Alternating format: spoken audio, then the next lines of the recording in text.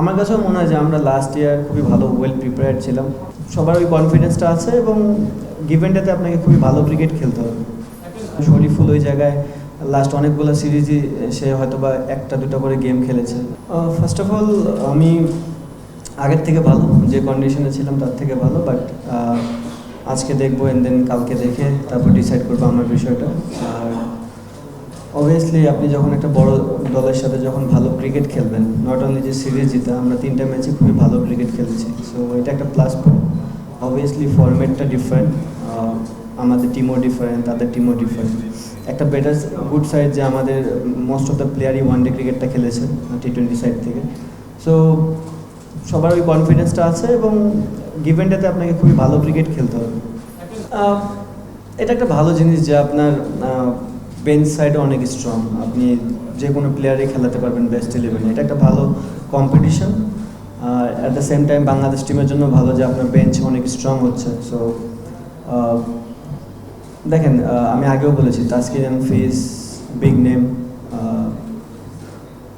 তাদের যে অভিজ্ঞতা, লাস্ট সিরিজে তাদেরকে খেলানো হয় না বিকজ অফ রেস্ট, সো এই সিরিজে তারা এসেছে ফুল স্ট্রেংথ নিয়ে। আমরা যাচ্ছি ভালো ক্রিকেট খেলার জন্য।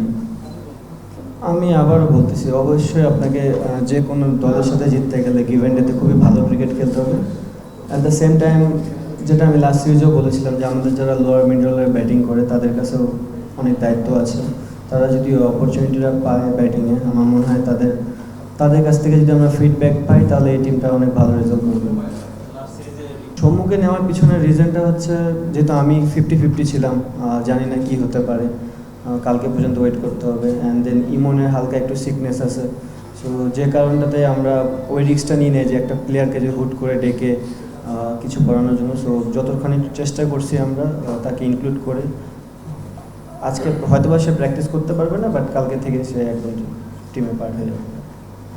এই ফরম্যাটটাই তো হার্ড, আপনি শর্টার ফরম্যাটের খেলা যে কোনো টিমই আপনাকে অ্যাটাকিং মুভমেন্টে থাকে। ইনফ্যাক্ট যে কোনো দলই যখন ব্যাটিং করে বোলিং করে ওই মাইন্ডসেটটা নিয়ে থাকে। আর অস্ট্রেলিয়া তো অবভিয়াসলি তারা বিগ নেম, সো তাদের বেস্ট ক্রিকেটটাই খেলার চেষ্টা করবে, অ্যান্ড অবভিয়াসলি আমরাও আমাদের বেস্ট ক্রিকেটটা খেলার চেষ্টা করবো।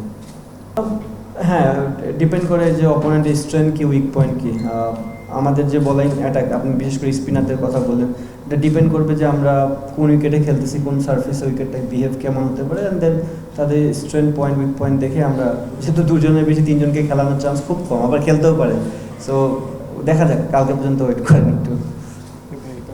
না, আমার মনে হয় না শরীফুল কখনো এইভাবে চিন্তা করে যে ফার্স্ট চয়েস না, অবশ্যই সেও ফার্স্ট চয়েস, বাট জিনিসটা হচ্ছে আপনি বললেন ফার্স্টে যে আমাদের টিমটা এখন এত পরিমাণে pace bowling unit, test cricket বলেন, ওয়ানডে বলেন, T20ও বলেন, সো 3জনের বেশি তো আপনি খেলাতে পারবেন না। সো ওই 3জনকে যদি গিভেন ডেতে খুবই ভালো বল করে, তাহলে একটা প্লেয়ারকে ওই স্যাক্রিফাইসটা করতে হয়। আমার মনে হয় শরীফুল ওই জায়গায় লাস্ট অনেকগুলো সিরিজই সে হয়তো বা একটা দুটো করে গেম খেলেছে। লাস্ট T20 সিরিজটাতেও দেখে লাস্ট ম্যাচটা খেলেছে এবং ভালো বল করেছে। সো এটা গুড সাইন যে যারাই নিউ কামার হিসেবে আসতেছে, গেমে সুযোগ পাচ্ছে, তারা ডেলিভার করতেছে ওই জায়গাটা। I hope. G G, message সবার জন্য একটাই, এখানে ডিফারেন্ট কোনো মেসেজ নেই।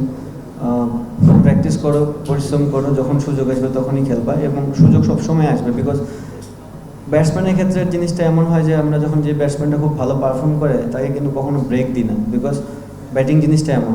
আবার পেস বোলারদের ক্ষেত্রে কিন্তু উল্টো হয়ে যায় যে 2-3টা গেম খেললেও ওয়ার্কলোডের একটা বিষয় থাকে, তো পেস বোলাররা ঘোরায় ফিরে খেলবেই, এবং তারাও সেটা জানে। হয়তো বা এখন শরীফুল একটা খেলছে, কোনো সিরিজে দেখবেন শরীফুল 2-3টা ম্যাচ খেলবে, দেন ওকে ব্রেক দিয়ে অন্য কেউ খেলবে, তো এইভাবেই চলতে থাকবে।